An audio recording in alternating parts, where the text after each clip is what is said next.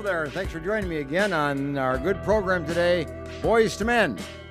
And my concern is that fathers be well equipped so that they interact with their son in such a manner that that boy becomes a man, not just grows older, not just becomes a teenager, but actually becomes a man. That's really what we're talking about. And so we're glad you're joining us, and we got some good topics to cover and opportunities for you to learn a few things today regarding parenting, especially between father and son. Although mother, you're invited. We want you to kind of participate in this as well. So be part of our lesson today, our learning opportunity today, and the one that's going to really benefit are the kids in the family, but my focus is on the boy in the family. Now remember, I wrote a book entitled Doctor Teach Me to Parent. And that book is available on Amazon and on my website too, by the way. But it's also available through Fresno Pacific University on an online course. And you can take it at your own leisure. It's on sale, so to speak, right now. They're only charging $25 for it. And so it's a course you take over several weeks or over a couple months' time at your leisure. And then at the end, you get a certificate that you've taken the course and you've completed it successfully and so on. So Parenting Better is the name of the course, and if you need to take a course, would like to take a course, have to take a course, required to take a course, this is the one for you. So access it and take advantage of the $25 deal that they have available for you if you take the course now. Now, when we've been talking about this issue of parenting, there's many things that we've kind of covered over the course of the last 6 times. This is our 7th, by the way. This is our 7th lesson or course session. And we've covered a lot of different aspects of parenting and helping kids become well matured in their development, and particularly boys becoming a man. But look at the backdrop that we have for you today. Just kind of pick that up from the idea that one of the things I have always mentioned, every week I mention, the importance of father and son doing things together. And that father not just take the son and then leave and drop him off, so to speak, but to go with him and to be part of his life, be part of his experience. So I have encouraged you to do that. Now, that's what our backdrop, kind of the message there is, that here's a father and son, look alike, yeah. We have a son looking up to his father, yeah. We have a father who's proud of his son, yeah. We have a father who wants that son to be like him and dresses like him. Yes, all that's true. But we also have the picture here of a father who takes the son to an event. Now, this picture could be a church where the father is taking the son to a church meeting or a Sunday school program of some type. Or it could be some kind of a public event in the community or whatever it might be. But the important thing is they do it together. They go together, they experience it together, and they form a bond together as a result of that togetherness. So I like the picture, and I recommend it to you as a story in itself, a lesson in itself as to how parents and kids bond together. This is how they do it.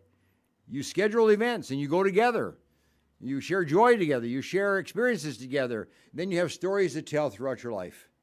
You can always remember when we did X, Y, Z, whatever it might be. Kids will always remember that. So that's why this picture is, I think, a very important one, and it's a great backdrop that tells a story that I would like to emphasize. Father and son together, bonded, okay? Now, one of the other things that we have mentioned over the course of our sessions, the importance is that fathers convey to their boy that he loves the boy, that he loves him, that there's a convincing message of love conveyed from the father to the son. The son cannot miss that message. It's so important that there is this bonded love relationship between a father and his son. It's said in many different ways. It's carried out in many different ways. But the important message still is underlying here, that father and son have this connection, have this bond that we call a love bond, and that the boy knows that he's loved. The boy knows that he is truly loved, convincingly loved. That's what's important. It isn't so much that a father tells the kid that he loves him. What is important is that the kid believes it, the kid experiences it, and knows it deep in his heart and deep within his muscles and deep within his brain. Now, here's the question. How do you speak love to a boy? How do you speak the language of love to a boy? Well, let me walk you through a couple of them, okay? There's 5 of them that we have identified in the course of writing and science, that there are 5 ways that a boy can have the love message conveyed in a language that he understands.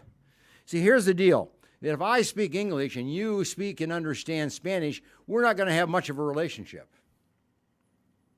If you speak Spanish and you're talking to somebody who speaks Chinese, you're not going to have much of a relationship. If you speak Spanish, you talk to somebody who's German, you're not going to have much of a relationship. It's not until the two of you speak the same language, and you speak the language of the hearer, the language of the one who receives the message, the one to whom you're communicating. That's where the love language is centered and needs to be fixed. So here's a couple of them, okay? Words that are expressed. Some kids pick up the love message from their father through the words that the father says to the boy. The love words that the boy hears, that the father expresses. Just the word, I love you. That's a word that's very, very powerful. If the boy likes that, if the boy hears that, if the boy relates to that, resonates to that, then that message of love goes through. Or you give me a joy, you give me an experience of fun, you give me an experience of happiness. I'm happy to be with you. You're always happy. You always make my life happy. You always make my life fulfilled. That's love language. You see, when a father says messages like that, the boy hears the message and the boy knows that the father loves him just by virtue of the words that the father says. Now, the father's a non-communicator. The father doesn't say very much. The father doesn't express his feelings, doesn't express his caring. Well, the boy misses that. And that's a message of love that the boy has missed. Now, there are some boys that need to hear the words of love expressed in language, expressed in words. That's very important. And they need to hear it today, and they need to hear it tomorrow, they need to hear it next week, they need to hear it the following week. They need to hear it on a regular, ongoing basis. If that's the case, do it, Dad. Speak in the language of your son. And love words might be one of those, okay? But here's another one. Helping. Helping, that's a love language. When you help your kid, you're also conveying that you care for him, that you have empathy towards him, that you have compassion towards him, that you want to be a helpmeet to him. You want him to be bonded with you. You want to be bonded with him. You want to have a love relationship with him. And you do it through helping. You might be helping with homework. Now, I don't mean supervising homework. That's different. I don't mean overseeing homework. That's different. Signing out on the homework. That's different. Helping with homework is playing the role of the teacher and helping the kid understand the homework that he's doing. Help him grasp it. Help him do it better. Help him do it much more succinctly and in the way that the teacher would appreciate that. So helping becomes a very important part of the love language, father to son. Might be helping in the chores, not just doing them with the chores and not just helping a kid get out the door and say, here, you do this and check it off if the kid's did it or not. That's different. Helping. That is that you do the chores with the child and you do it as a helpmate. You do it as a helper so that the child knows that he's got a partner in that particular chore that it might be. You may ask the kid to do something unusual. Might ask the kid to do something that's pretty tough, actually. Get in there and help him. Do that. And in the process of helping, you're conveying the word love. You're conveying the message of love. You're conveying the message that you care for him and that you want to help him. You want to be part of his life, be life experience. So love language of help is a very important one. How about companionship? Some boys love companionship. They want to play ball together. They want to play soccer together. They want to take a walk together. They want to take bicycle rides together. Whatever it might be, do it as a companion. Make your son your companion. Play games together. Play sports together. Do the homework together. Sing together. Write together. Read together. Watch television together. Watch programs together. Do whatever you can do, but you do it as a companion. This is something that the two of you are enjoying together. The son is doing something that you enjoy, and you're doing something that your son enjoys. That's companionship. Not just doing what you want, but you have to do things that your boy wants and would enjoy and would benefit from. And you're the companion to do it with. There may not be playmates on his block where he lives. There may not be playmates in the apartment in which he lives. His friends may live far away. Dad, you're the playmate. You're the companion. And do it. Here's a fourth one. What about touch? Touch is a language of love. When you walk by your son, do you touch him? You touch him on the shoulder? You ruffle his hair? You pat him on the back? You hit him on the shoulder? Come on, Dad, touch your kid. Hug your kid. Be connected with your kid physically. Wrestle together. Do arm wrestling together. Dad, get connected with your boy in a physical way of touch, because that conveys your love for that kid. And some kids need a lot of that, in the way that some kids need a lot of helping, and some kids need a lot of companionship. You may have a kid who needs us a lot of touching and bringing the two of you together through the object of touch. Let him touch you. Let him sit in your lap. You sit in his lap, even for that matter. But connect together, play together, have fun together, laugh together, but do it where you're physically touching each other. And then here's the fifth one, service. The message of service. The language of service is a very important one. You serve this kid. Give him a special day and make a special meal for him that he likes, and you and him have a picnic together. You and the boy go somewhere together. Serve him a meal that he really would like and really like to have. Be a server and do something for him. Serve him something that he would like as a dessert. Serve him something that he would like as a treat in some kind of way. Dad, get off your hunches and get in there and do something for your kid through service. Help him do something. Volunteer in the community together, both of you. Go down to the local mission. Go down to the local homeless shelter, whatever it might be, and do things together. You're offering service to the community together. And you're doing that message of service with him.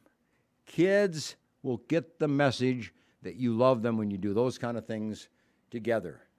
So, Dad, there is a language of love. It's not the same for every kid, and it may not be the same every week or every month. Sometimes kids want a little of this, and sometimes they want a little of that. But get the message to them that you love them through words and through helping and through companionship and through touch, and then obviously through service. That's how we do it, Dad. Remember those concepts. Remember those 5 different ways of conveying the love, and be part of your kid's life. Enjoy your kid. He's only going to be around for a little while. But in the process, your job is to make him turn into a man from being that little boy. Just like you're seeing on the screen back in the backdrop. You want that little boy to become like that father. You want that little boy to look up to that father and emulate that father and imitate that father and model that father. You want that boy to live the life the father is living, that you're living. That's what you want. You can do it. Now, one of the other things that we have talked about in the past sessions, that it's important for fathers to help their kids learn how to manage their money. Kids should have an allowance. Kids should get money as gifts. Kids should have sources of money that they can draw on and learn how to use and learn what value money has and what you can do with money and how to work money into your life and into your lifestyle. Dad, you like money? Your kids like money. So make money a part of your child's life, but you do it to teach him the management skills of money, to manage money effectively and properly. That's your job as a father. So allowances are good. Encouraging part-time work is good. Having a kid get money as a gift for special occasions, birthdays and Christmases and things like that is good. But now your job comes in as a dad. Your job comes in to say, okay, now we have a source of money. Now we need to learn how to manage it. We learn how to take that money and make it stretch and make it useful and make it a productive part of your life. Let me give you a couple courses, or give you a mini course in money management that you can teach your child. Might be good for you too, Dad.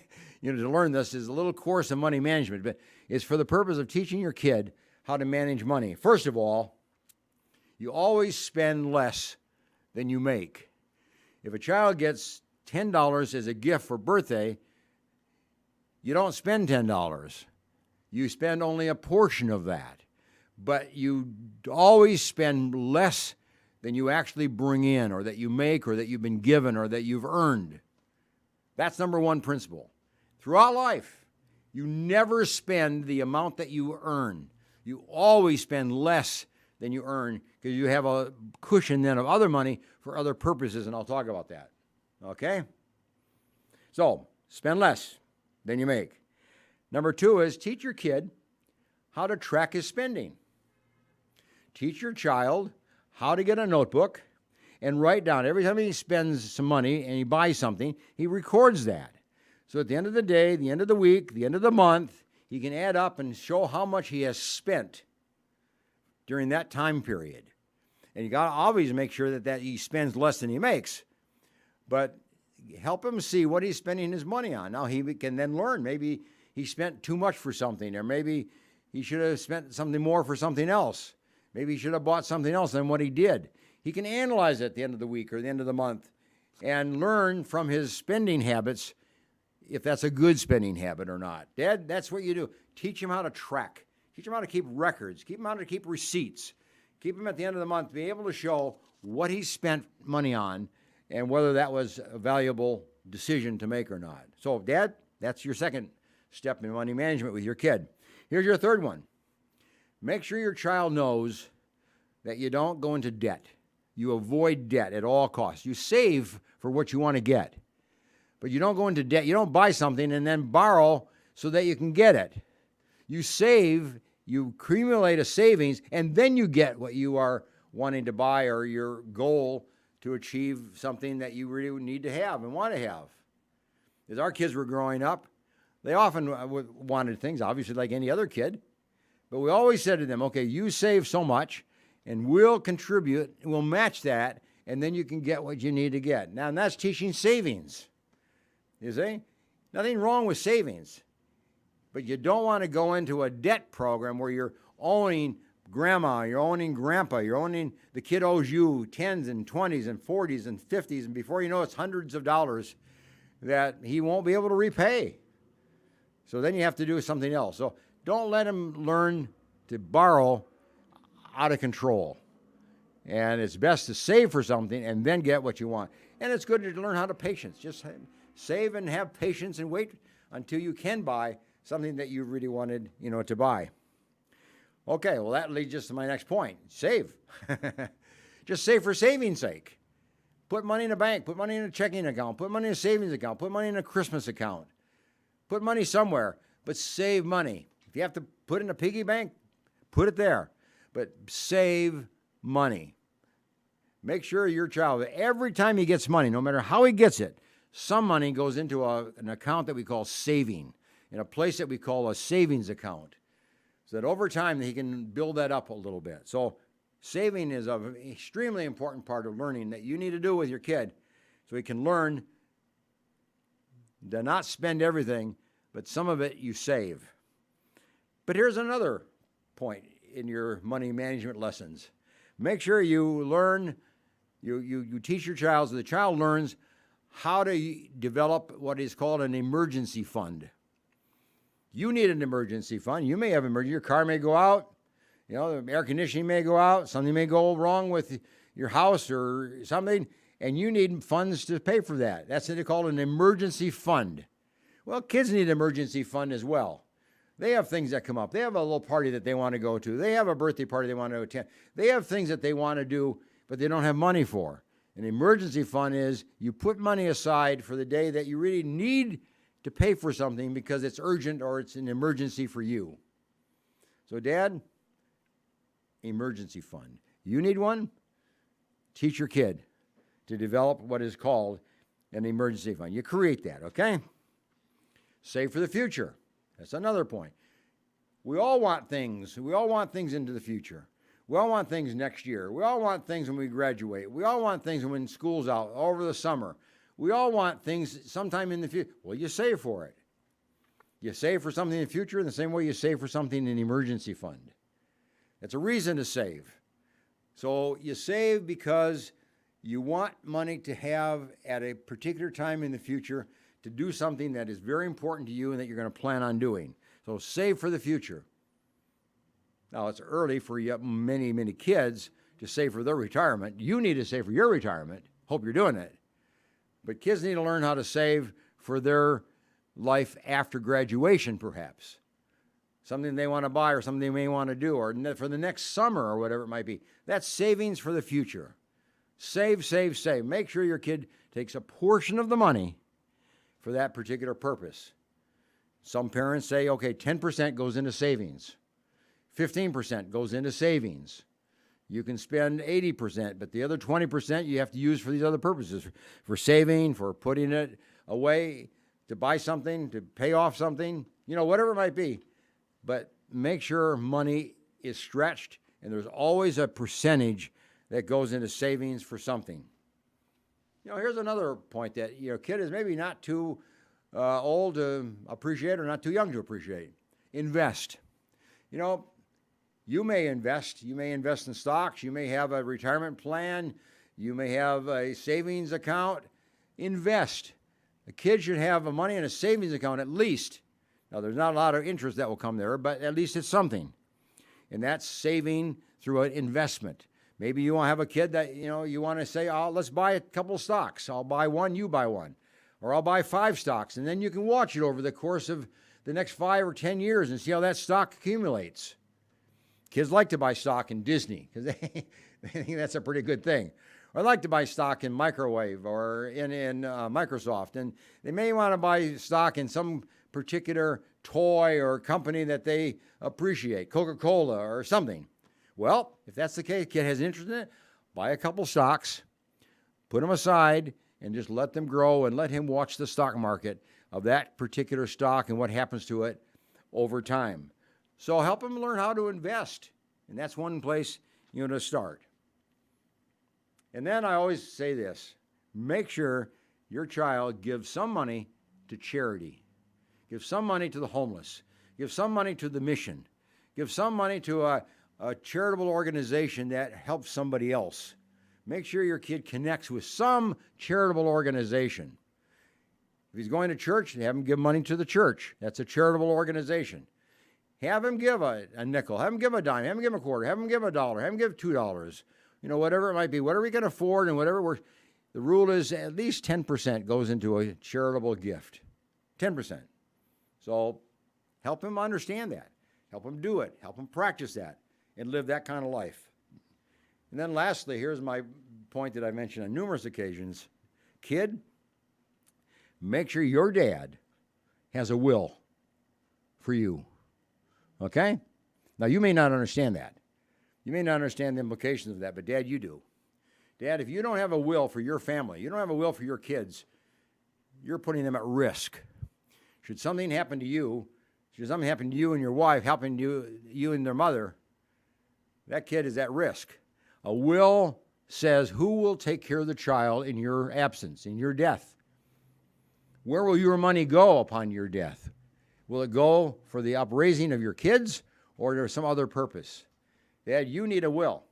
And you need a will. If you have a child, you need a will.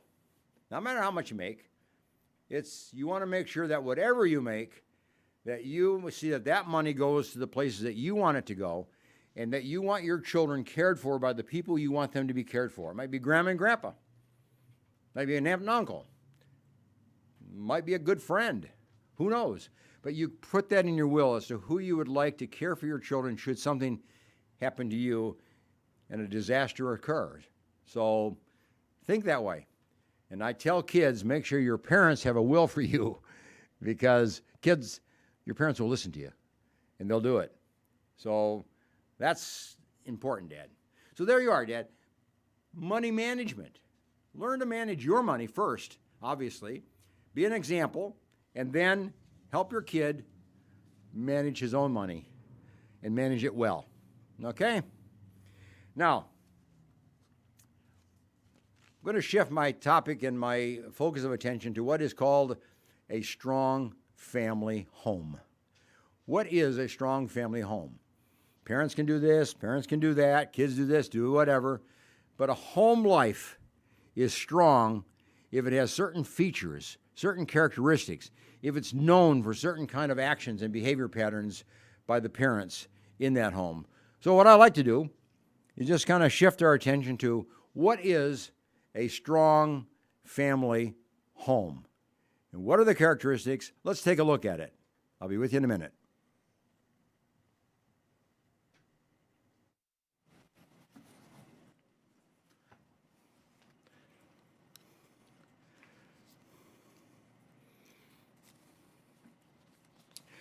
Okay, let me bring your attention to this issue of a strong home life for your son and for you and for your family.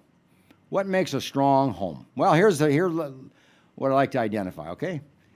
As a home, it's important that your home be known for the expressions of praise, the expressions of approval, expressions of accommodation, of appreciation, of encouragement.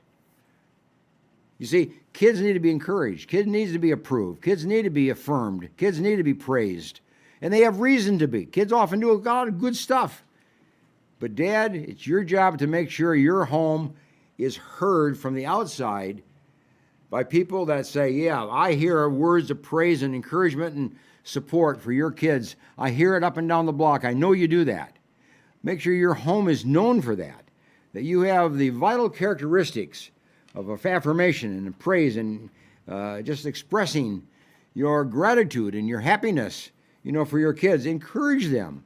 Give them words of encouragement. Tell them how much you're proud of them, how much you're pleased for what they do and what they've done. Good, strong families hang together. They hang together around the idea of praise and encouragement. When you encourage your kids, they draw to you. When you praise your kids, they draw to you. When you affirm your kids, they draw to you.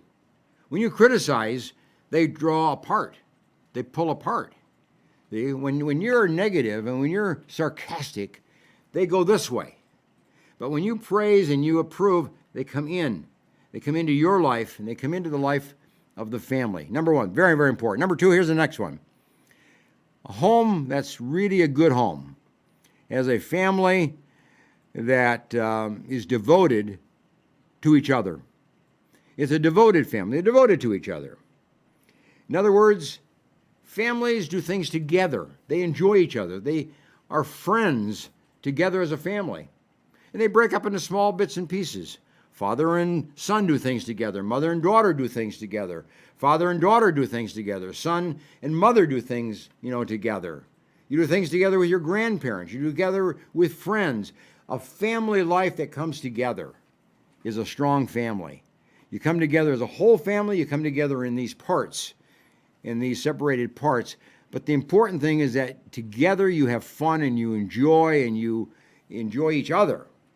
So it's that sub-family combination that we talk about that really makes a family strong. And then here's the third one. A home that's strong exercises good habits of communication. It teaches good communication skills. And what I mean by that is, you as a father, teach your child to be assertive. You as a father, encourages your child to speak up and to tell a story, or to tell what happened, and to tell his feelings, and to tell his ideas, and to tell his creative ideas and thoughts that come to him. He speaks and he shares and he talks with the whole family. Dad, you do that yourself. You have to give an example of that. You have to give a model of being a spokesperson, an outgoing person who speaks and tells stories. Then your kid will. You can't be the silent person in the family and expect your boy to be a talker. No. Make sure your family and your home, there's a flow of talking that goes together, that's encouraged. All kinds of communication that is forthcoming, but particularly sharing your feelings, sharing your thoughts. When a kid has a day in school, what happened? What took place? What were some of the experiences he had? What were some of the ups and downs of that particular day and the events of the day? Dad, you got to ask those kind of questions. You got to listen. You have to be there. You have to talk. You have to share what happened to you when you were in school, when you were in that grade. Be an example of talking, and your kid will end up being a talker. Here's the interesting point about that. Just don't forget this. When two people marry, and one comes from a talking family and one comes from a non-talking family, that marriage is doomed to have problems for the rest of their married life. And often, that's not very long, by the way. Marriage should not be between two people where one is a talking family background and one is a non-talking family background. Because that's not a together, that's not a blend, that's not a mix. You want to marry somebody that comes from a talking family, and you come from a talking family. That's what's important. And Dad, that's what you need to do.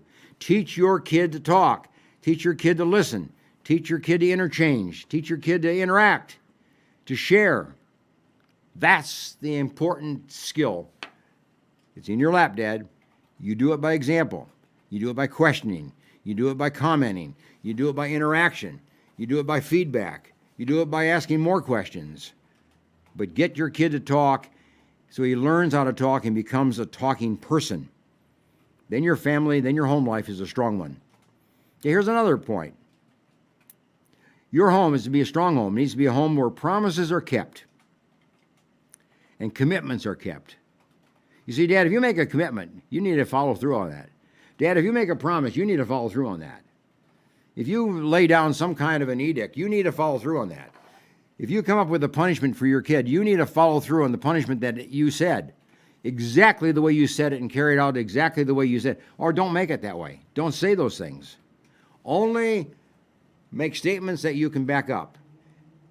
Only make punishments for a child that you can carry out. But you got to be a promise keeper. You have to be somebody who will make commitments and keep them. Kids learn trust that way. Kids learn to believe you. Kids learn to know that your word is important. Your word is valuable when you follow up what you say. Because if you don't, you'll have kids that say, well, my dad says it, but he doesn't mean it. My mother says this, but my dad says that. You know, my dad tells me no, but my mother, she'll always let me do it. I can always talk her into it. There's no family home like that. A family home needs to be, everybody makes commitments and keeps commitments. And we back up each other and we support each other in those, commitments. And then this, home should be a home where religious values are lived out. It's not a matter of having a religious value. It's not important that you just believe in God. It's not just important that you have a Bible. It's not just important that you talk about God. It's living out the values of your faith. That's what's important. It's putting it into action. Dad, you need to do that. Mom, you need to do that. Together as a family, you need to do that. You need to practice what you believe. You need to practice the faith that you talk about so that the world knows, the neighborhood knows, the friends of your kids know that your home is different because you have religious values that you uphold and that you support and that you keep and that you want. That's what's important for your kids. So make sure that those values are lived out and they're openly shared. You talk about them, openly as well. And then a good, strong home deals with trauma. It deals with crisis. Kids have trauma in the course of their life. They've had disappointments. They've had hurts. They've had fights. They've had people let them down. You perhaps have let them down. You perhaps have hurt them. They've had a crisis. They've had a trauma. They've had death of the family. They have death of grandparents, death of a friend. Kids know what trauma is. And you need to be a family. You need a dad. You need to be a home that supports your kids at times of trauma, at times of crisis. Talk about it. Support them. Encourage them to talk about it. Let them know they'll get through it. Let them know that there's a light at the end of the tunnel. Let them know that you're going to be there and you're going to help them. You're going to support them through that particular process of being the supportive person in their life. So just make sure that you recognize when your kid is going through a tough time in life. He may not call it a trauma. He may not call it a crisis. It might be to you too, but he may not call it that. But we know what we're talking about when we say kids go through trauma, kids go through disappointment, kids go through hurt. They're bullied. Teachers are tough sometimes. Teachers are unkind. Teachers are unfriendly. Teachers say things that are mean-spirited. Kids get hurt by that. Kids remember that hurt. They feel that hurt deeply. Teachers are a big source of hurt for kids.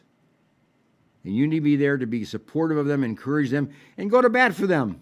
Go talk to that teacher. Go to that school and deal with the matter and get it resolved, get it taken care of, get the apologies, get the forgivenesses that are necessary. But support your kid. Be part of his kid's healing process of some kind of a trauma that he's going through. So, a boy can become a man.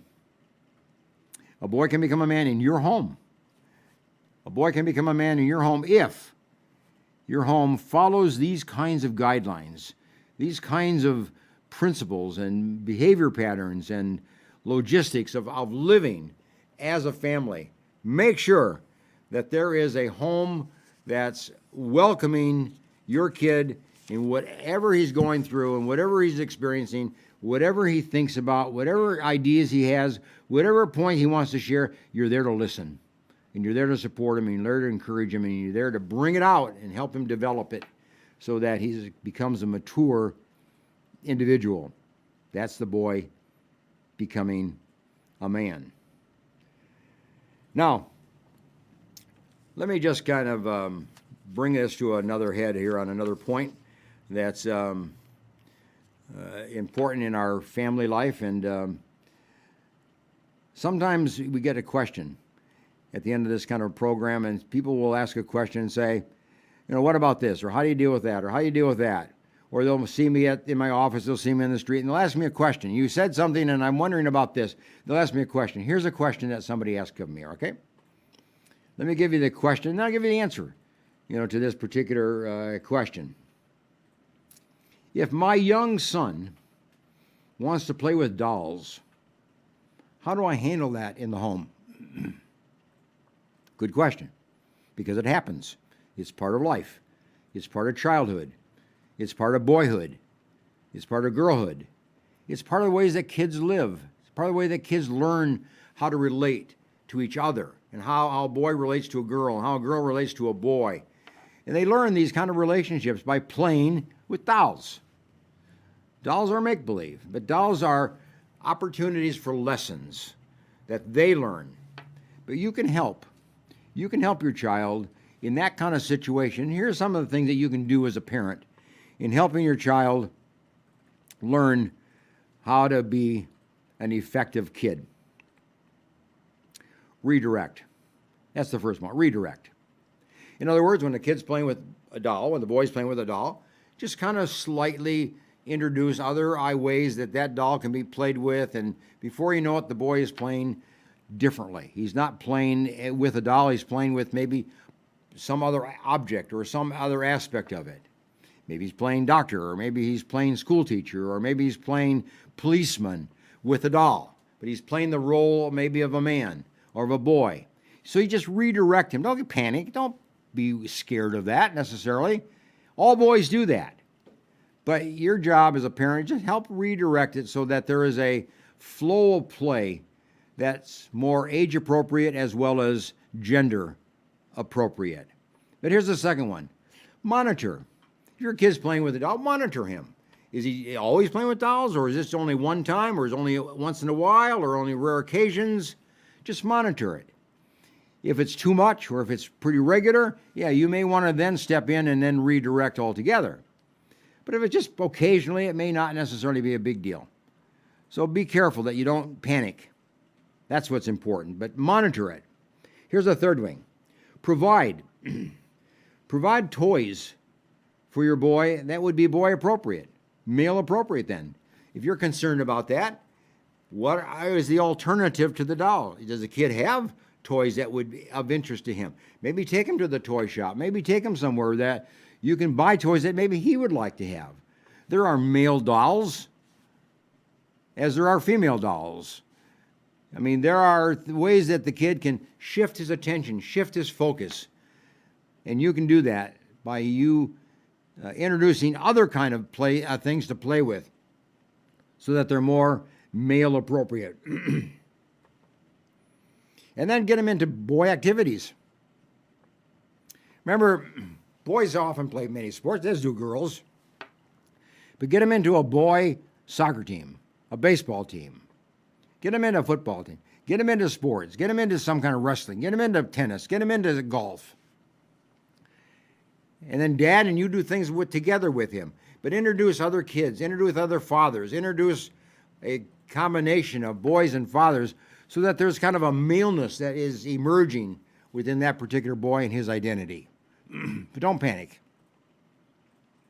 And then, whenever your kid is playing boy games, boy activities, reinforce them, praise them, commend them. Tell them that's good. Tell them you're happy for that, okay? That's a very important part of developing this kind of interest, this sex-appropriate interest in your particular kid.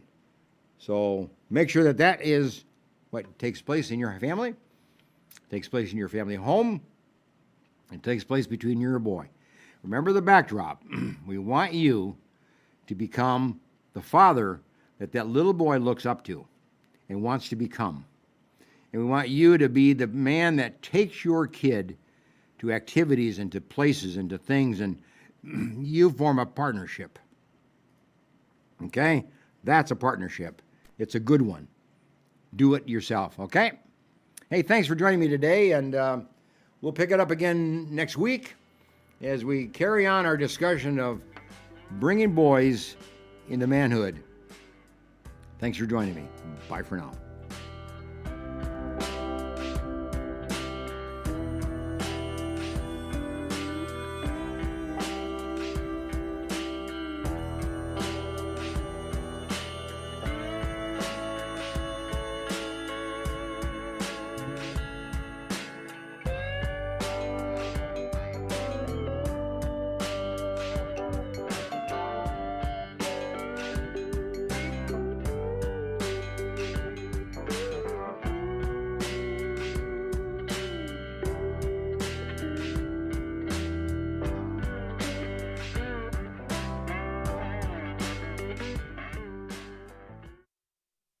The Green Gables Care Home is a 24-hour assisted living facility for the elderly located in Clovis, California, offering spacious private and semi-private rooms which are wheelchair approved, catering to the special person in your life who needs attention and wants to live in a loving home environment. The Green Gables Care Home has assisted living in secured homes for elderly with Alzheimer's, memory loss, and for your loved ones needing assistance with their activities of daily living. Call 559-297-9438 and visit Green Gables